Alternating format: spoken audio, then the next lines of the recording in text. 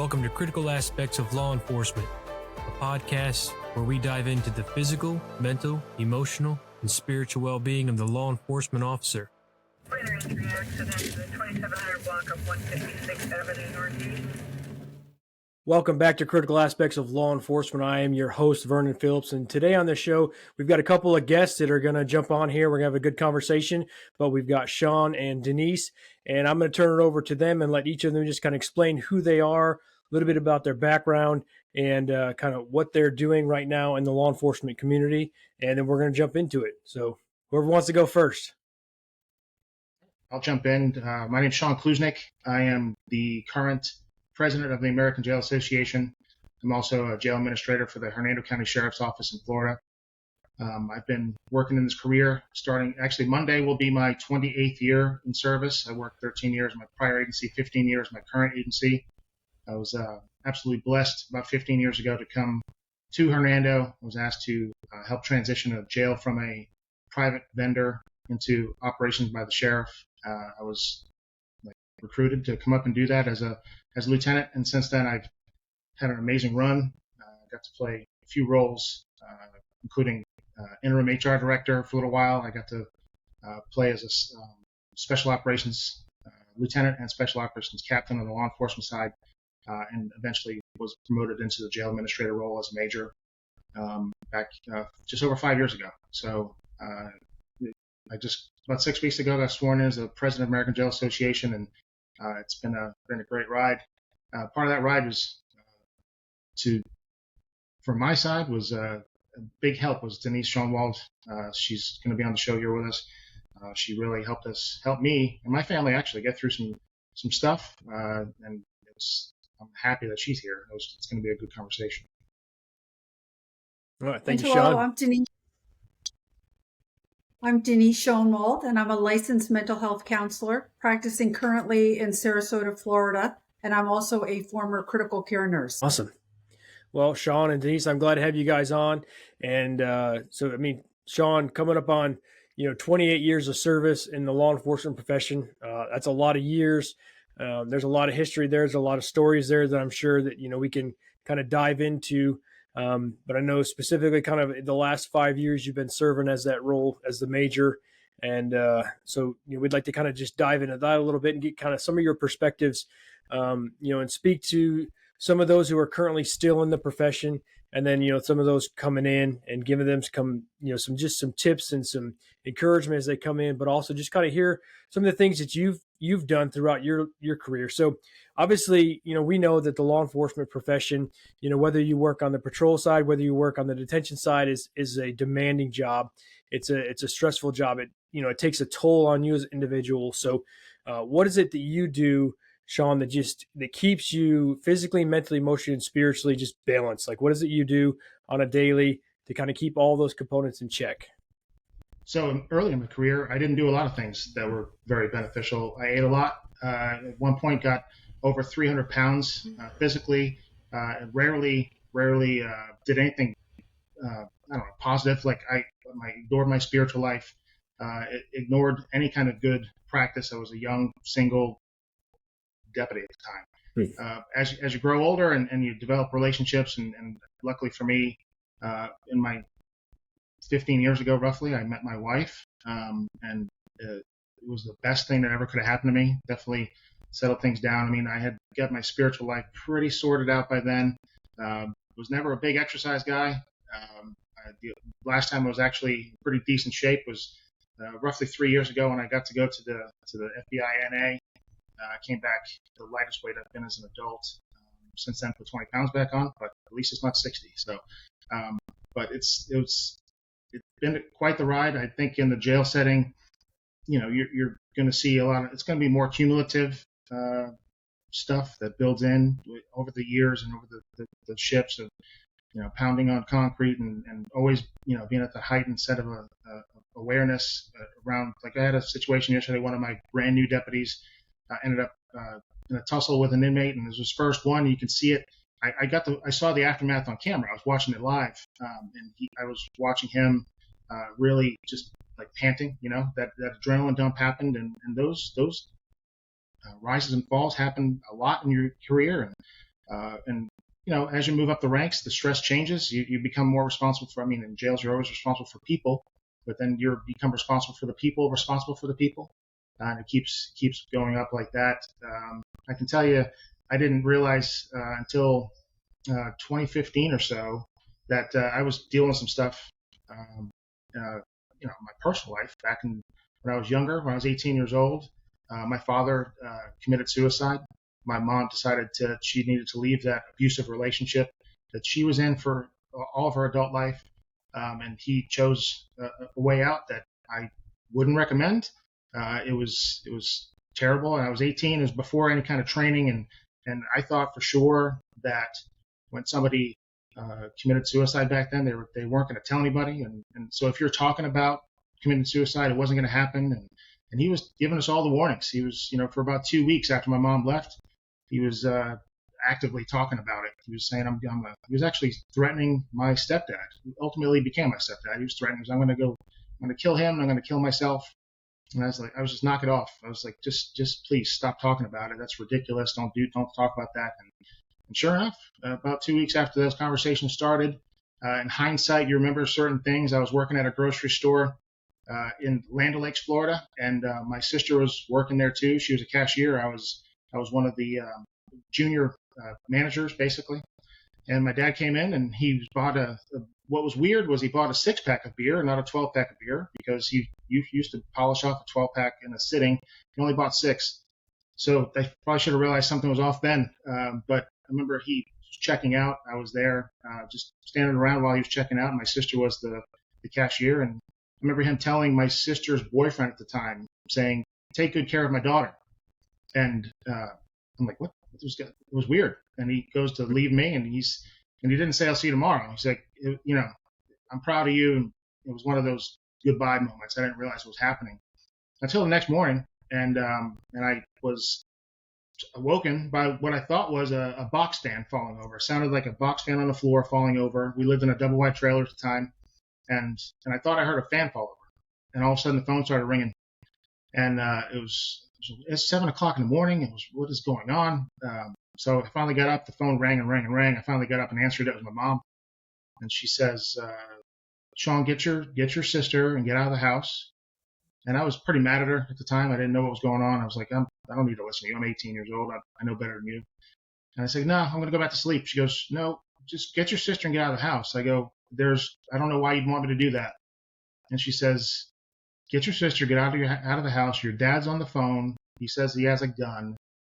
I said, "All right, I guess I'll listen to you." So I woke my sister up and grabbed the dog, and we went outside. And my first interaction with the first law enforcement agency I went to work for, ultimately, was that night or that morning when they arrived to clear the house. And I, in hindsight, realized what the questions they were asking and why they were asking them. But the sergeant that was there was like, "Who's in the house?" "I don't know who's in the house." I said, "My dad's car's here. I can't verify he's in the house. I don't know if he's in there." And he goes, "How do you not know if he's in there if you just came out of there?" I said, I got a phone call, was told to go outside. I don't know. "Is the back door unlocked?" I really don't know. I came out the front door, and he was frustrated with me. He thought I was being a wise guy. I definitely wasn't. I just didn't have good answers. So they cleared the house. Actually pretty quickly, and then the same sergeant came up to me and asked me, he said, "How old are you?" I said, "I'm 18. He said, "Can you come identify a body?" "Oh, okay, sure."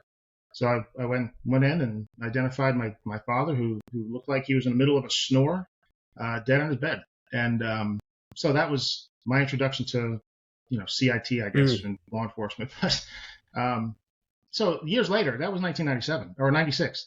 So years later, it was not till I worked in my next agency where we were up in Boston, where I grew up. In case you can't see all that propaganda behind me, I'm a huge Patriots fan, and I could turn the camera and make him really bore everybody, but there's more. Anyway, I went to Boston our jail had achieved American Correctional Association certification. So we were going up there to get our certification and our award, and we were up there basically to celebrate our professional achievement. And, I grew up there. So while we were there, I decided to take the rental car after hours and drove through the old neighborhoods and was looking around.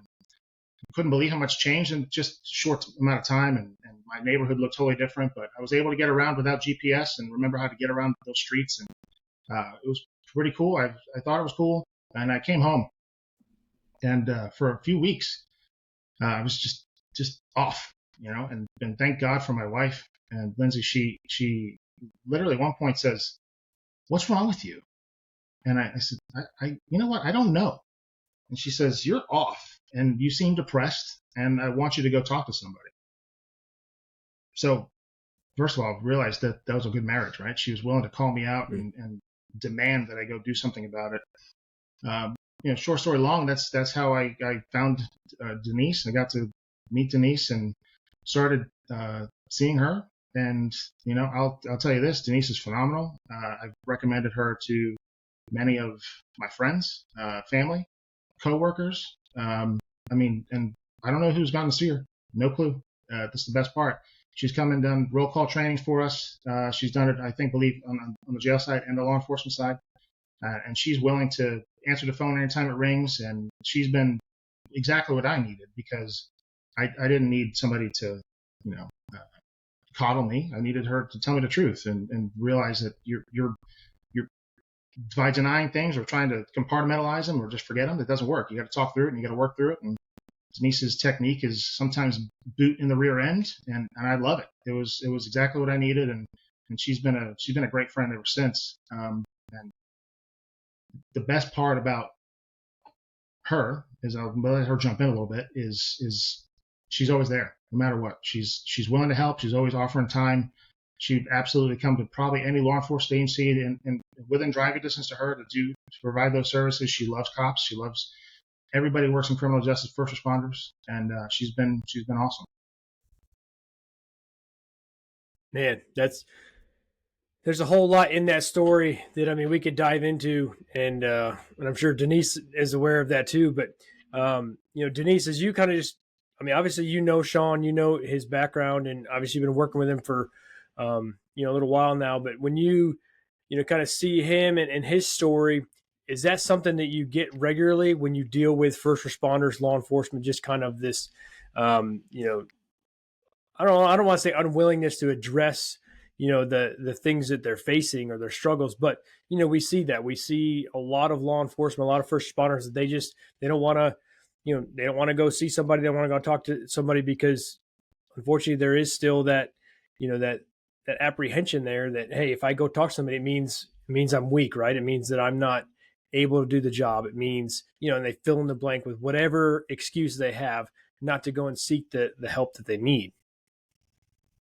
Yes, certainly. And when we're in a profession such as law enforcement or corrections, and even with what I had as being a critical care nurse, we're taught that this is part of the job and that you need to learn how to deal with it. And yes, it's stressful. And yes, you see trauma, but you're just supposed to sort of suck it up and handle it. And yet we don't realize that this really takes a toll on us, particularly over the years, not only our own history, but things that we witness, out in the field. Yeah. Yeah. I think that there's this idea that once you get into law enforcement, whatever, area it is that you're plugging yourself into, that, you stop being human, right? That you stop having those human emotions. You stop having, normal human responses to those abnormal situations that you come in contact with, because, you're responding to, so many different calls for services, or, if you're working behind the wire, you're stuck in there for 12 hours a day with the same individuals, and they're in there for, various things, could be, driving without a license to murder, right? So there's all kinds of things that you're dealing with, and there's just this expectation, hey, just turn it off, right? Just cut it out. You don't show any emotions anymore, and that's kind of how we do. That's how we do the job. But just because you jump into this profession doesn't mean that human emotions stop, right? It doesn't mean that's not going to be something that eventually wells up and can become uncontrollable, because we got to put ourselves into that position to where we allow ourselves to get to that point where they really manifest into other things. So when you look at the law enforcement community and the first responder community, Denise, what is something that you think that we need to be doing better at as far as, taking care of our people? Well, I think one of the things is certainly encouraging officers and correctional officers to go for help. If I'm not brought in for an in-service, rarely do I get a call from law enforcement or corrections that somebody needs help. Typically, if I get anything, it's usually couples counseling. And that's sort of when the marriage is on the brink and now they're sort of being forced to go. But rarely do I get somebody that just calls and said, listen, I need somebody to talk to, which is, I think, very unfortunate. Yeah, and the unfortunate thing you said, and I've seen a trend here more recently, is you said when they do come in, they come in for couples counseling, right? It's like those of us in the law enforcement community, first responder community in general, we put ourselves in these positions to where we just, isolate, right? We isolate our significant other, our spouses, to the point where eventually we end up either in some type of, couples counseling or in divorce because, you've completely alienated that person. And I just had a conversation just last week with an individual, and she was talking about, man, if I would have known what I know now. She just recently went through a class, just kind of learning about law enforcement, learning about ways to interact with, with peers, and just some of the things that come up and some of the things you deal with. And she's married to a cop, and she's like, man, if I would have known what I know now, I would have responded to so many things differently. She's like, 15 years being married to somebody in law enforcement, and it's like I would have known that, hey, when they come home and it was a really rough day at work and they're kind of really shut down, withdrawn, it's not because of me, right? It's because of whatever transpired at shift that day that they're just trying to process or trying to mull through. And it's like, and so we don't really do a great job onboarding the families and giving them this complete picture of what they're really getting into. And then, we've got our officers coming home and they're stoic, right? They're withdrawn, they're isolated, and automatically the significant other, the spouse, is like, man, it must be me. Do they not want to be here? Why?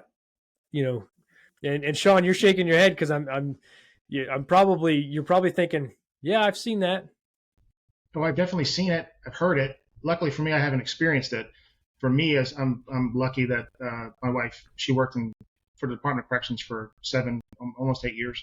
Her dad, she grew up in a law enforcement family. Her dad was a lieutenant for the agency I worked for. Her mom was the director for the IT. She was the IT director for years and years, so she knew the stressors of the job. She knew that if the phone rang in the middle of the night, odds are good, I'm getting up to go to work, and that's a blessing for me.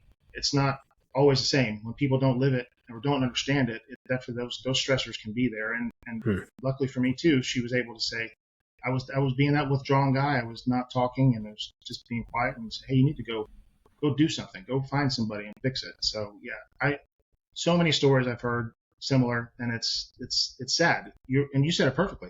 We don't onboard the families as well as we should, and that's something I know internally we're working towards, trying to find even like a new hire in service type thing for the families and kind of get them on board. Yeah, and I think that's important.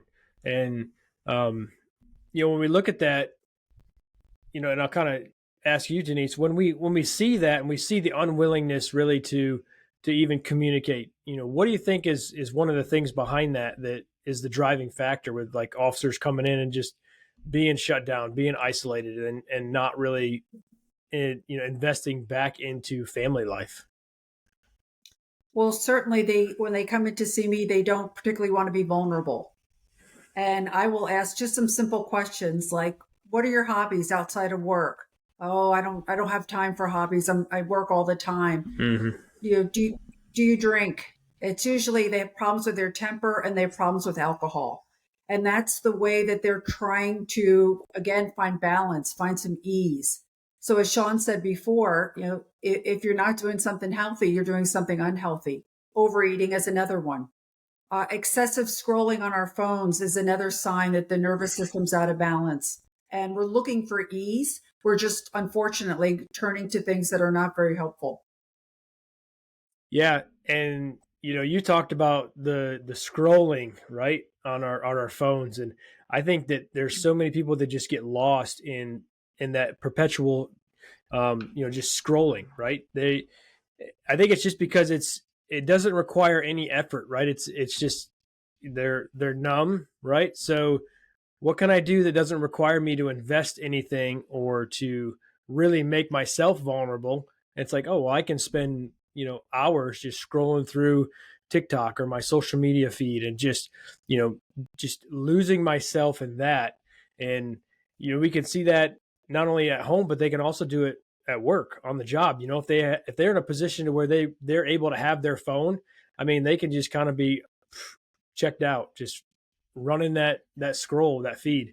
And obviously then that becomes, another factor. You have to consider officer safety and things like that, especially if they're not, if they're not paying attention, not doing what they're supposed to. But we see that everybody's got a phone. Everybody's got a phone in their hand. I mean, when I grew up, Shaun, and you guys, when we grew up, we didn't have cell phones readily available in our hands. I think my first cell phone was a track phone. I had to go buy, the card, the calling card for it, and apply the minutes. And I only have 30 minutes for the month or something like that. So I didn't use it for to call people. I used it for just emergency situations. But now they're everywhere. And it just seems that kids are younger and younger getting hold of phones. And I think we're just kind of like onboarding them that, hey, this is just, you're bored, you know what to do, you don't want to really invest in anything, here, just plug a phone in your hand.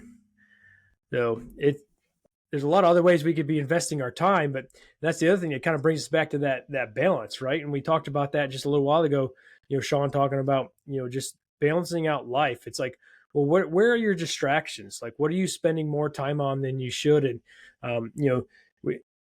you could be investing in one of those areas, like whether it's the physical, the mental, the emotional, spiritual. But a lot of times we see in law enforcement, a lot of guys, they invest in the physical, right?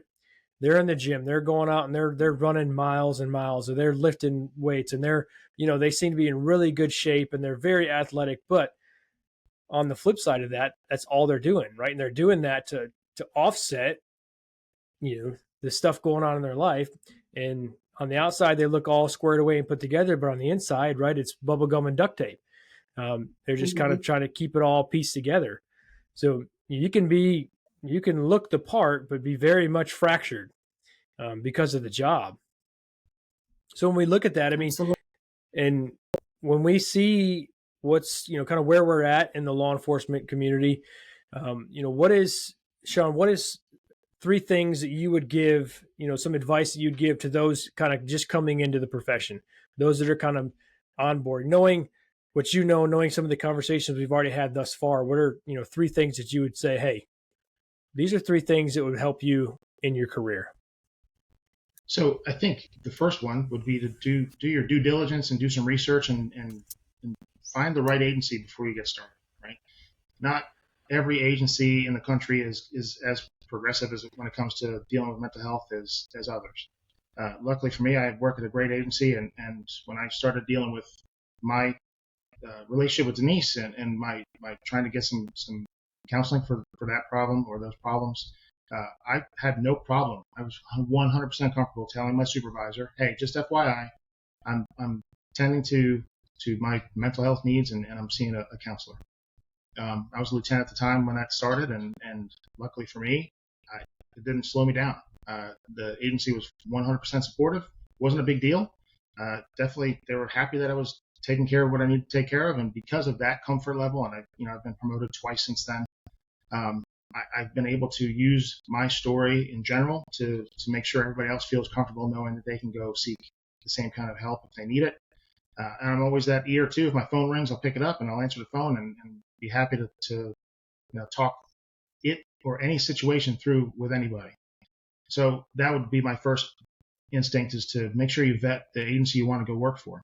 The days of long waiting lists and people trying to get to certain agencies are where agencies saying, hey, we're not hiring right now. It's not the case. You can really shop around. You can really find your best and obviously you get into law enforcement, you have connections, you're going to talk to people and make sure that it's the right place you want to be.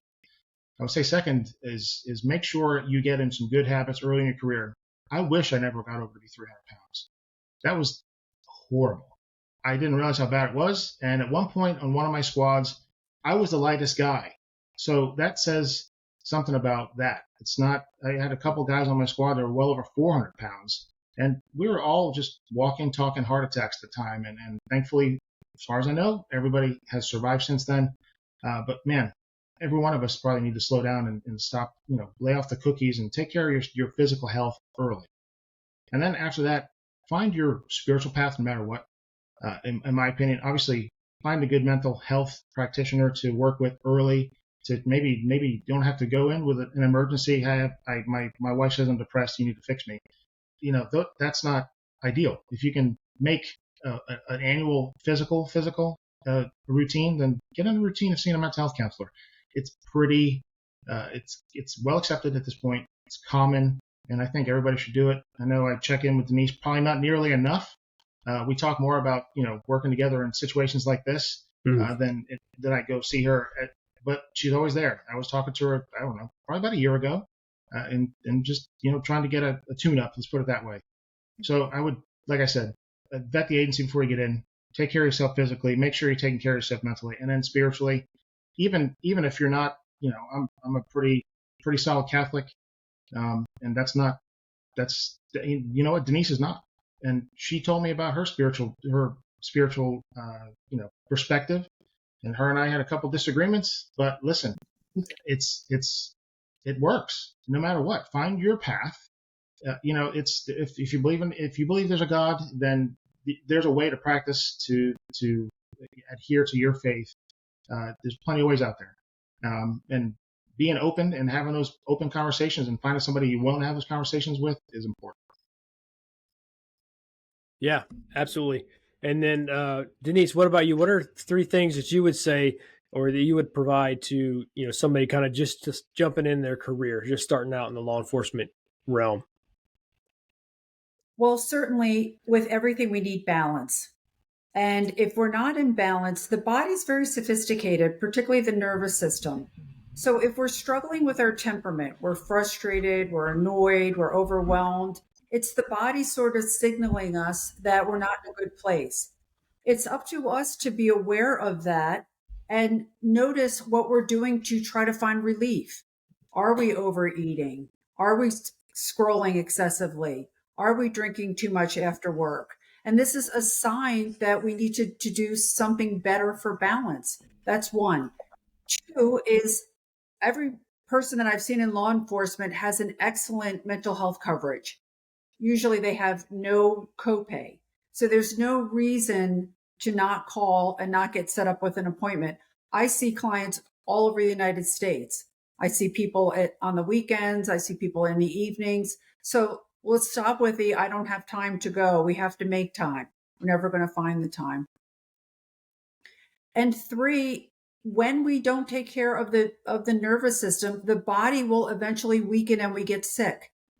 Illness has a disease, and we think, oh, all of a sudden I have blood pressure. I'm at that high blood pressure. I'm at that age. That's not true. Oh, I have cancer. It runs in my family. Maybe that's true, but we're also doing things that contribute to that. So I promise you that physical illness has a mental health component to it. And so it's very important. Spiritually, very important. Whether you're believing in the universe, whether you're believing in God, whatever you're believing in, that needs to be incorporated into our mental health. So there's a lot of things that we can all be doing to achieve ultimate happiness and wellness.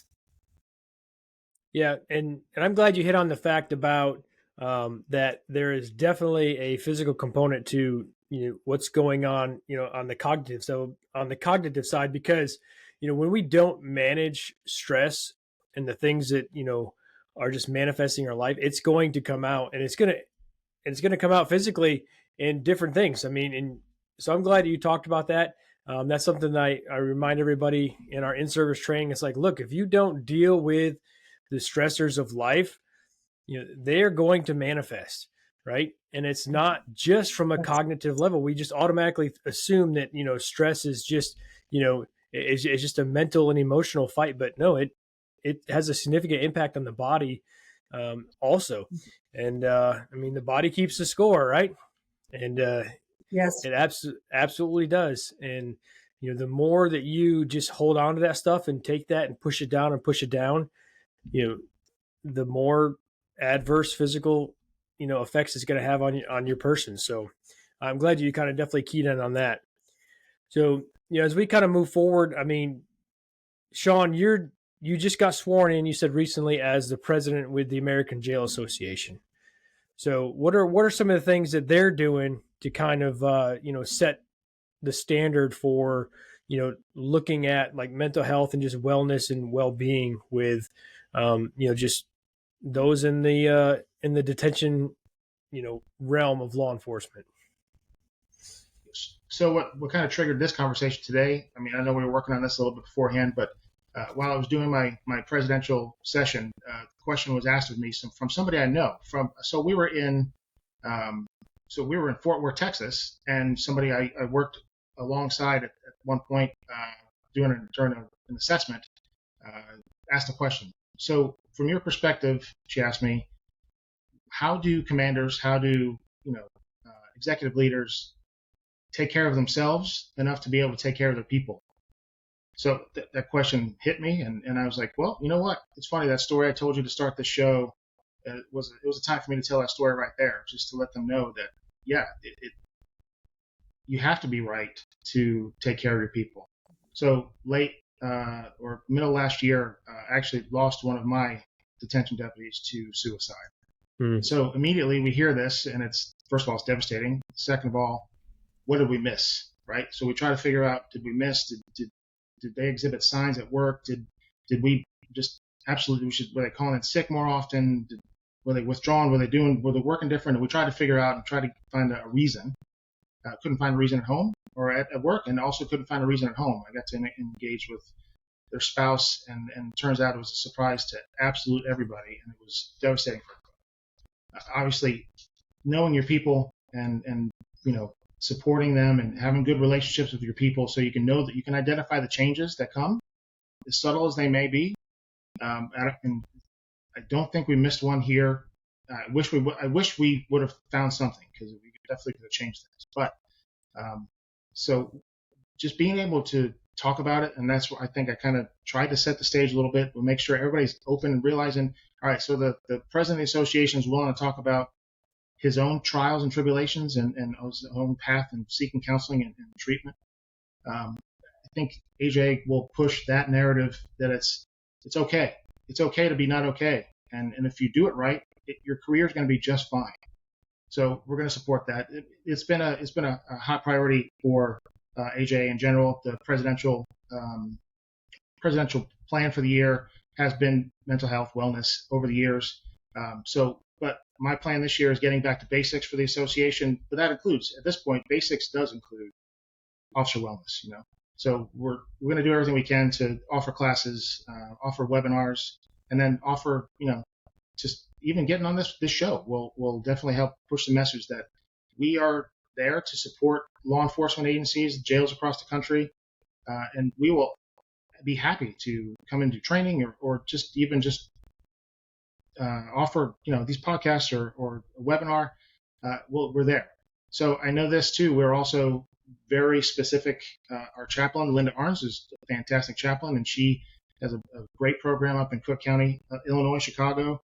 That's staff only chaplains, and chaplains I think will play a vital role. I think chaplaincies have just fallen off in general in law enforcement, so we definitely want to reinvigorate that and make sure they're multi-purpose chaplains, not just one specific denomination, a full service chaplain where anybody can be ministered to, and just take advantage of that. So she's been pushing that, and we're definitely supportive of any kind of chaplaincy program. We're actually exploring the concept of maybe trying to find a way to certify chaplains through our association. That's really just discussion at this point, so there's nothing in the works just yet. But anything to support the members is something we're excited for. Yeah, and you hit on a couple of good key points there that I kind of want to just pull out. But the first thing is you talked about, just, hey, what do people who are in those executive positions who are leaders, like, how do they, maintain their own well-being?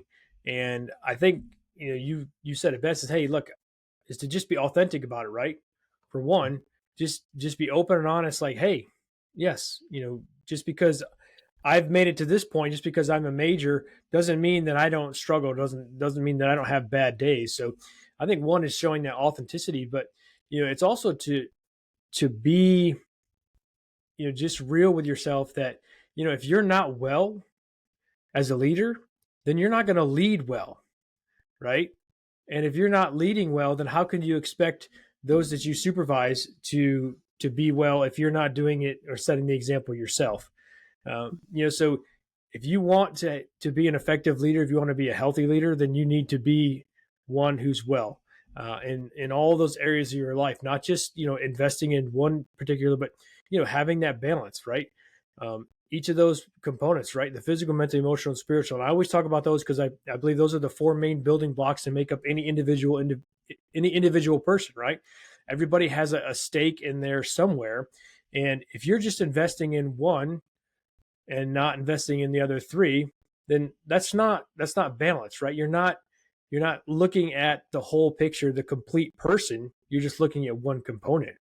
And I think that, that can really cause an issue. And then you talked about the whole idea of chaplaincy. I think that, in the last several years with law enforcement, we've really dived into the mental, right?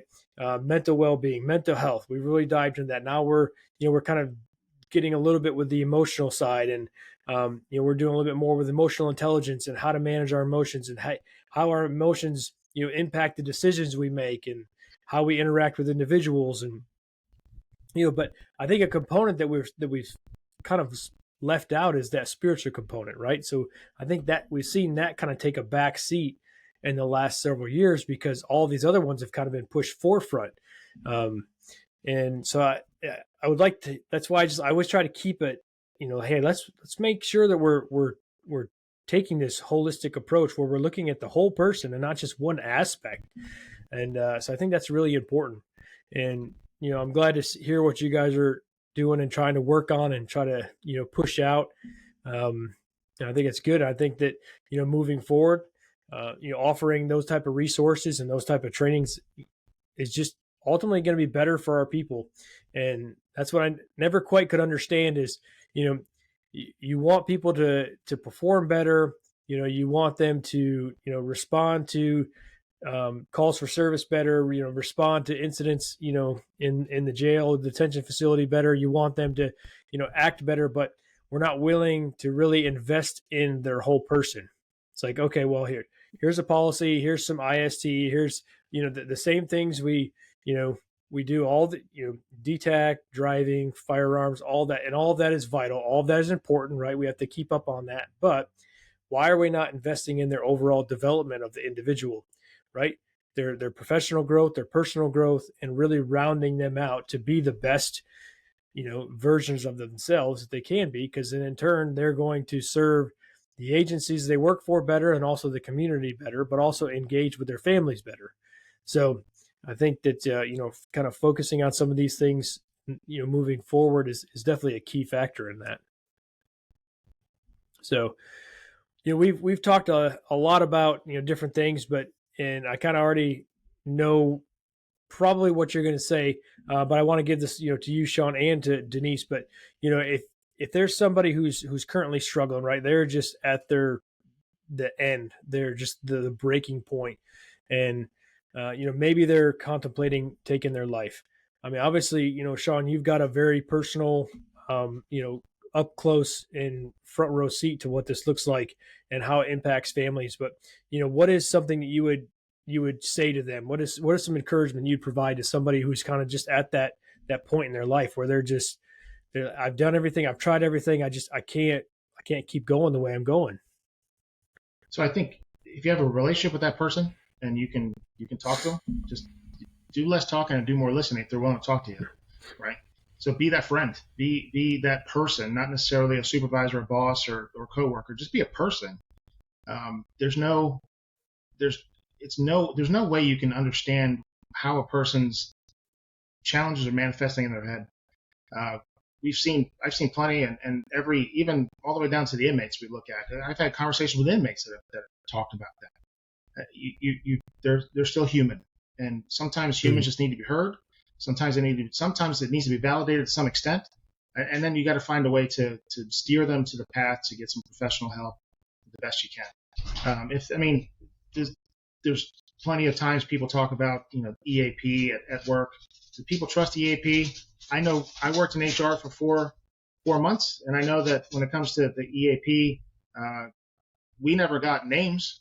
If people used it, we got numbers, right? So we were able to get. I don't know how they broke in. Sorry, the dogs came in. No, you're good. I don't know how we got the. We only got numbers of usage, not names or not what they're dealing with, and that's proven. I've absolutely proven. You got to be able to trust the process. So sometimes that's why you just don't want to work outside the AP and find your own friend, counselor, professional. It's vital that you do that. Like I said, sometimes just being willing to get on the phone, exchange text messages, or just sit down with somebody, have a conversation, a human conversation, be willing to just be open. I have no problem sharing my story with anybody. I also have no problem answering the phone. If the phone rings in the middle of the night, I'm going to do my best to answer it. Sometimes it takes a little while to figure out what's going on, but I'll call you back. Leave me a message, send me a text. I will absolutely do that. And I know if you establish a relationship with a quality mental health counselor, then someone like Denise would always answer the phone too. But it's really anything in life is about relationships. Anything in leadership is about relationships, having good relationships with people, and they being able to trust you to know you're going to do the right thing and not try to destroy them in any way. If you haven't taken an overt action and tried to harm yourself, odds are very good we can get you through it, right?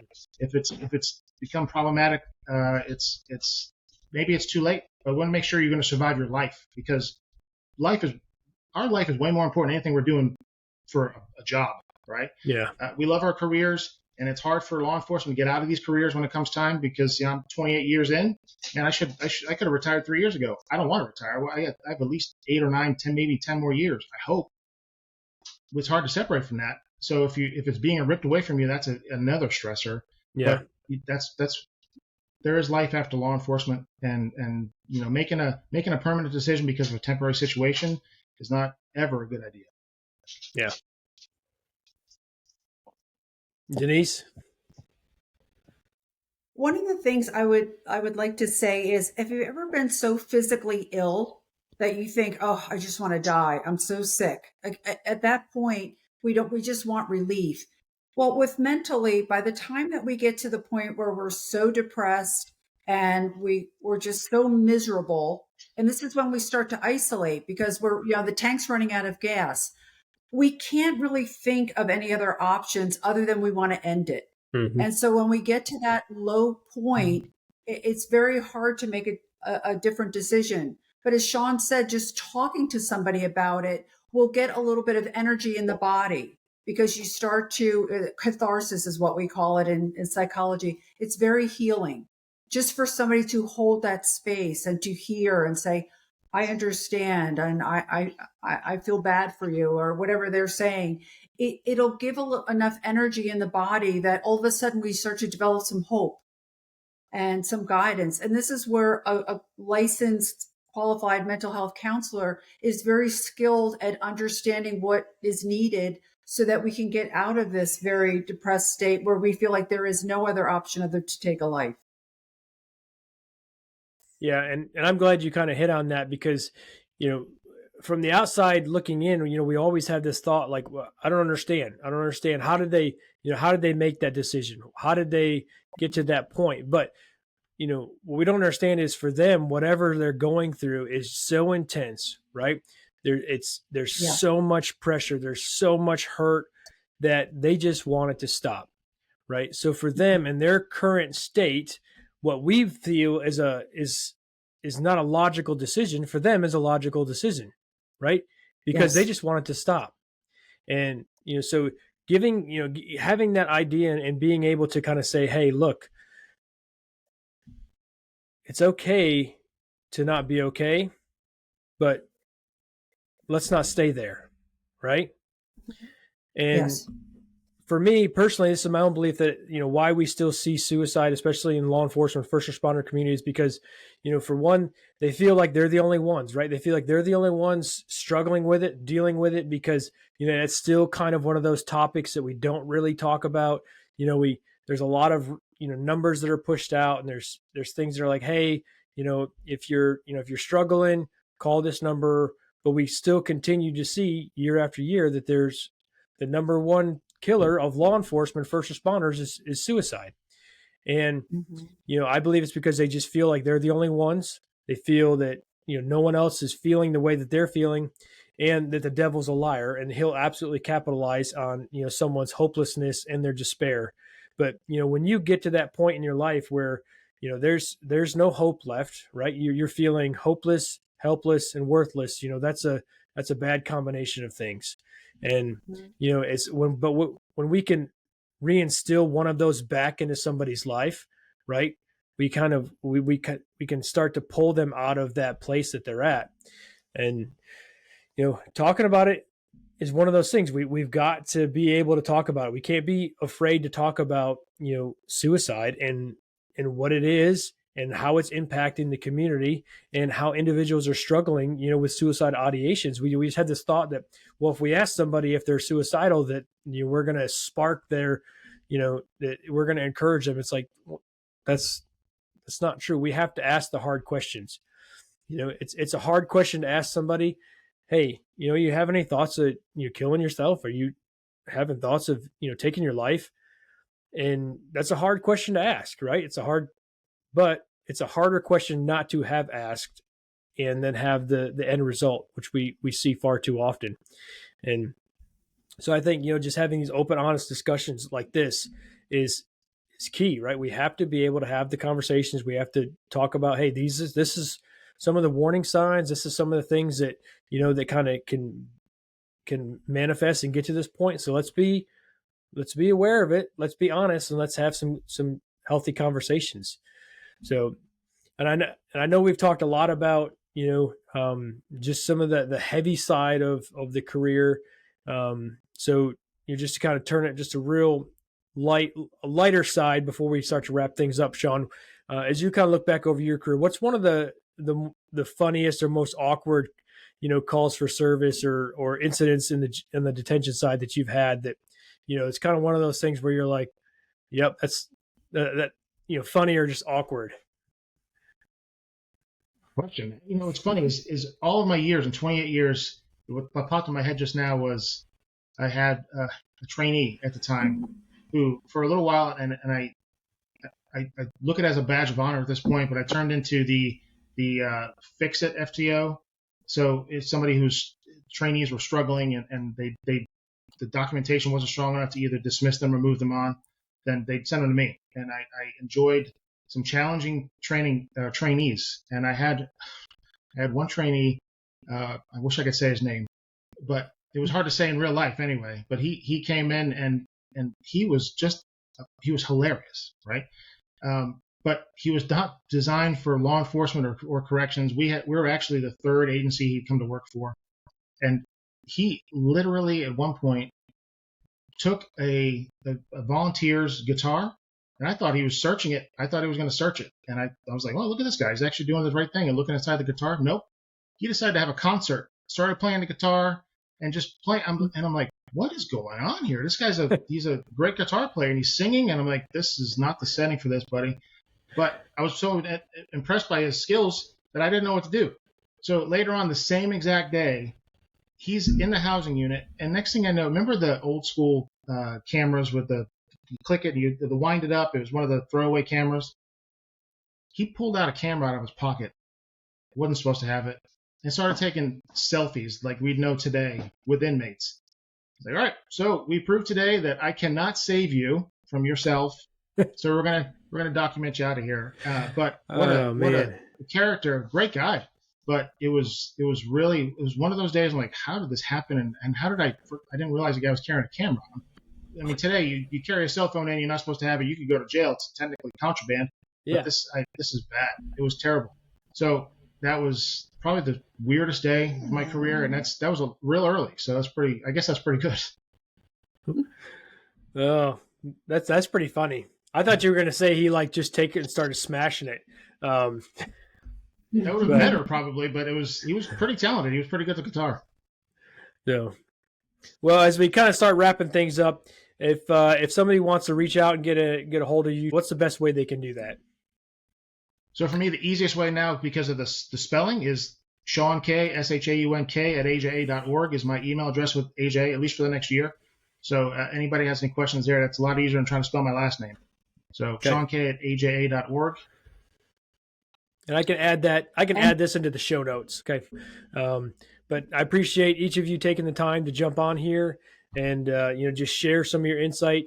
Shaun, I appreciate you just being authentic and sharing some of your history and your story. And Miss Denise, I appreciate what you're doing and the help that you're offering to those in the law enforcement community. So I appreciate it. Thank you both. You're welcome. Thank you very much. Appreciate it. I appreciate you tuning in and listening to Critical Aspects of Law Enforcement. Remember to subscribe to the podcast and share this resource with your fellow officers. The goal of Critical Aspects is to serve, support, and sustain the law enforcement professionals. So head over to www.criticalaspects.org for more resources and information. And as always, God bless and be safe.